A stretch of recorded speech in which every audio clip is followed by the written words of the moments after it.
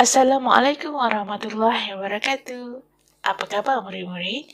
Saya harap semuanya sihat.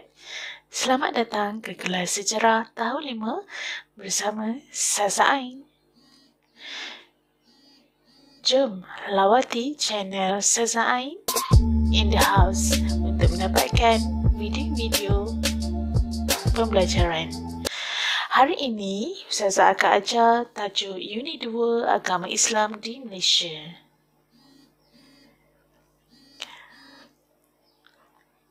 Terdapat pelbagai agama dan kepercayaan dalam kalangan masyarakat. Unit ini membincangkan latar belakang agama dan kepercayaan masyarakat di Tanah Melayu. Selain itu, unit ini menjelaskan sejarah kedatangan agama Islam pada zaman Kesultanan Melayu Melaka. Seterusnya, kedudukan agama Islam dalam pentadbiran di negeri-negeri Melayu hingga merdeka dan kedudukan agama Islam sebagai agama persekutuan serta peranan agama Islam untuk membentuk perpaduan. Fokus kita untuk unit ini adalah mengenai latar belakang agama dan kepercayaan masyarakat di Tanah Melayu. Sejarah kedatangan agama Islam pada zaman Kesultanan Melayu Melaka, kedudukan agama Islam dalam pentadbiran di negeri-negeri Melayu hingga merdeka, kedudukan agama Islam sebagai agama persekutuan, dan peranan agama Islam untuk membentuk perpaduan. Masyarakat di Tanah Melayu sudah mempunyai pegangan agama dan kepercayaan sejak dahulu lagi. Antara agama dan kepercayaan tersebut termasuklah animisme, iaitu kepercayaan terawal masyarakat di Tanah Melayu. Animisme percaya kepada roh nenek moyang, makhluk halus dan semangat. Agama Buddha dibawa ke Tanah Melayu melalui aktiviti perdagangan, berpegang pada jalan 8 lapis mulia. Agama Hindu dibawa ke Tanah Melayu melalui aktiviti perdagangan, percaya kepada kelahiran semula.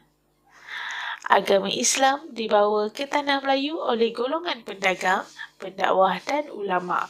Wajib percaya kepada rukun Islam dan rukun iman. Agama Kristian wujud di Tanah Melayu setelah kedatangan penjajah Portugis, mempercayai Yesus sebagai anak Tuhan.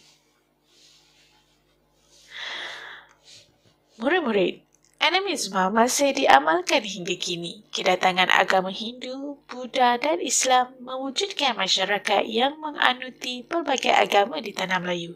Kedatangan penjajah Portugis, Belanda dan British pula membawa agama Kristian ke Tanah Melayu.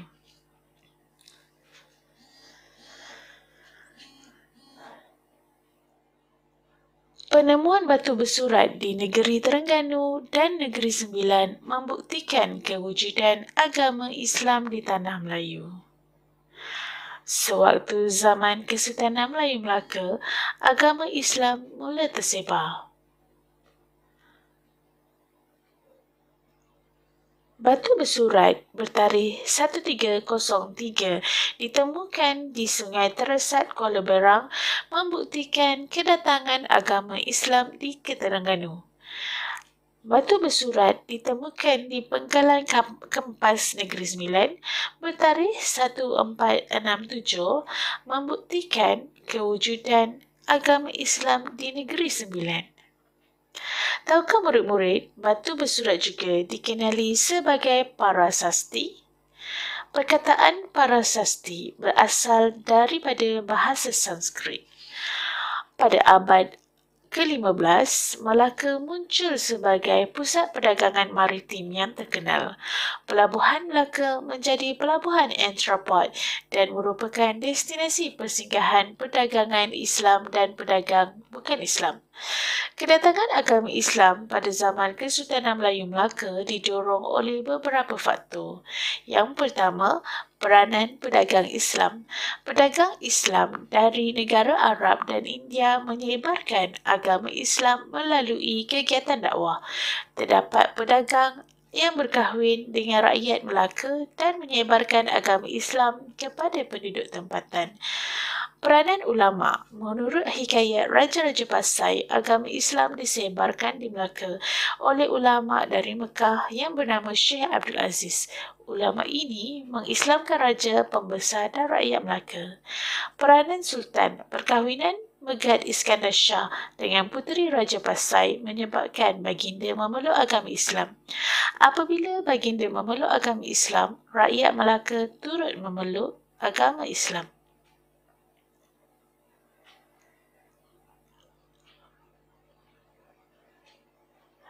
Perundangan pada zaman Kesultanan Melayu Melaka turut mengandungi hukum Islam. Terdapat dua sumber perundangan di Melaka, iaitu Hukum Kanun Melaka dan Undang-Undang Laut Melaka.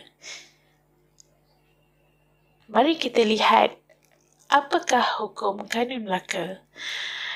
Dalam Hukum Kanun Melaka, undang-undang ini mengandungi 44 fasal yang berkaitan dengan hak keistimewaan dan tanggungjawab raja serta pembesar.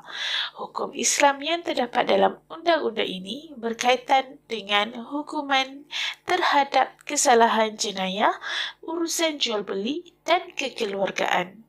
Undang-undang ini mewujudkan keamanan dan keselamatan rakyat di negeri Melaka.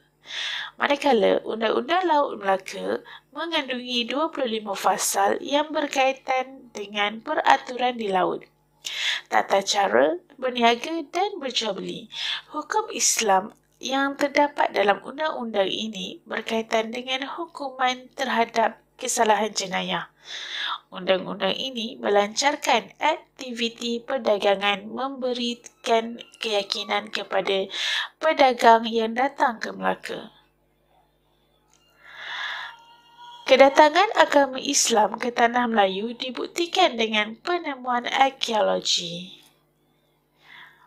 Perkembangan agama Islam pada zaman Kesultanan Melayu Melaka pula membawa perubahan dari pelbagai aspek kehidupan masyarakat seperti sistem beraja, perundangan dan pendidikan. Pada abad ke-15, agama Islam memainkan peranan penting dalam pentadbiran negeri. Hukum Kanun Melaka menjadi rujukan dalam pentadbiran semasa zaman Kesultanan Melayu Melaka dan dijadikan rujukan kepada penggubalan undang-undang di negeri Melayu yang lain. Contohnya ialah Hukum Kanun Pahang dan juga Undang-Undang 99 Perak. Undang-undang digubal dan mengawal kehidupan manusia. Warga negara yang mematuhi undang-undang dapat menjamin keharmonian. Semasa zaman penjajahan Portugis dan Belanda di Melaka, undang-undang Islam boleh diamalkan. Namun begitu, semasa penjajahan British dan pendudukan Jepun, pelaksanaan undang-undang Islam dihadkan di negeri-negeri Melayu. Mari kita lihat ketika zaman penjajahan British.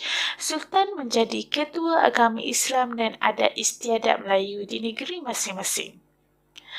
Undang-undang Islam hanya digunakan dalam hal berkaitan dengan kekeluargaan, harta pusaka dan zakat. Ketika zaman pendudukan Jepun, Sultan menjadi ketua agama Islam dan adat istiadat Melayu negeri masing-masing. Jepun mewujudkan Majlis Agama Islam yang bertanggungjawab terhadap undang-undang keluarga Islam. Selepas pendudukan Jepun, British kembali menjajah Tanah Melayu dan undang-undang Islam terus dilaksanakan. Walaupun kuasa asing datang silih berganti, namun apabila negara mencapai kemerdekaan, Kedudukan agama Islam terus kukuh dan termaktub dalam perlembagaan persekutuan.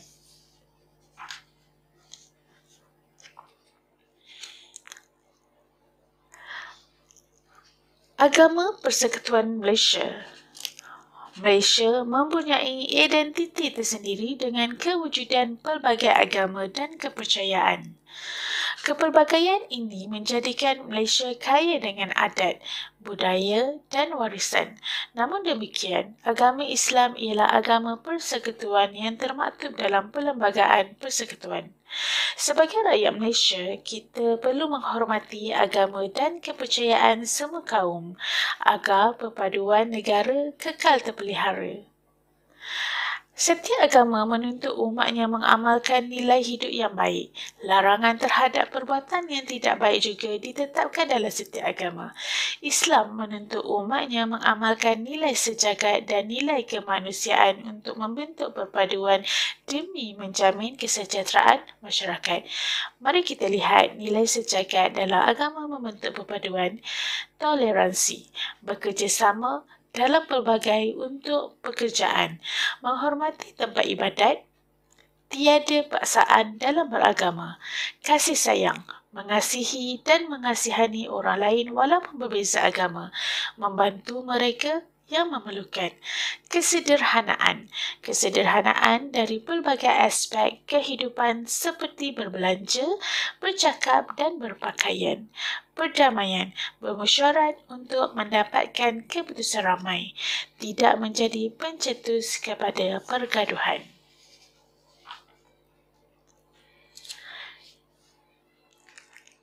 Nilai sejagat dan nilai kemanusiaan dalam agama penting untuk mewujudkan keharmonian. Nilai-nilai yang baik ini perlu diamalkan untuk membentuk masyarakat yang bersatu padu. Mari kita lihat nilai kemanusiaan yang pertama, iaitu hubungan manusia dengan Tuhan, mengamalkan ajaran dan meninggalkan larangan yang dituntut agama. Hubungan manusia dengan manusia, berbaik sangka dan saling menghormati sesama manusia. Manakala hubungan manusia dengan alam sekitar ialah memelihara, memulihara dan mengindahkan alam sekitar. Murid-murid, kita telah sampai di penghujung pembelajaran.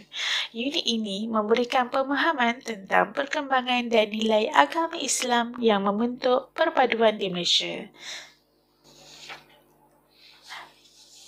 Jumpa lagi di pembelajaran yang akan datang yang akan membincangkan tentang sejarah dan peranan bahasa Melayu sebagai bahasa warisan negara. Jangan lupa like, share dan subscribe. Jumpa lagi di pembelajaran akan datang. Assalamualaikum.